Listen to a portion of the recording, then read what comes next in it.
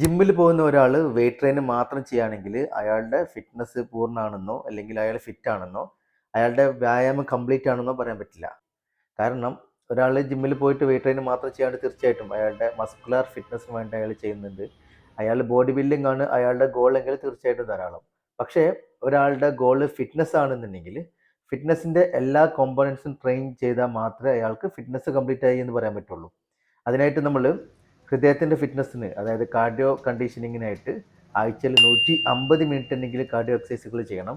Flexibility കൂടാനായിട്ട് ശരീരത്തിൻ്റെ പ്രധാനപ്പെട്ട ജോയിൻറ്റുകൾ, അതായത് നമ്മൾ ഒരു ദിവസം വർക്കൗട്ട് ചെയ്തിട്ട് റിക്കവറിക്ക് വേണ്ടി ചെയ്യുന്ന ആ ഒരു മസിലിൻ്റെ സ്ട്രെച്ച് മാത്രമല്ല, പ്രധാനപ്പെട്ട എല്ലാ ജോയിൻറ്റുകളെയും സ്ട്രെച്ച് ചെയ്യണം. അതുപോലെ പേശികൾ, മസിലുകൾ ദൃഢമാക്കാനുള്ള വെയിറ്റ് ട്രെയിനിങ്, സ്ട്രെങ്ത് ട്രെയിനിങ് അഥവാ റെസിസ്റ്റൻസ് ട്രെയിനിങ്ങും ചെയ്യണം. ചുരുക്കി പറഞ്ഞാൽ ഒരാളുടെ ഫിറ്റ്നസ് കംപ്ലീറ്റ് ആവണമെന്നുണ്ടെങ്കിൽ ഫിറ്റ്നസിൻ്റെ എല്ലാ കമ്പോണൻസിനും ട്രെയിനിങ് കൊടുക്കണം.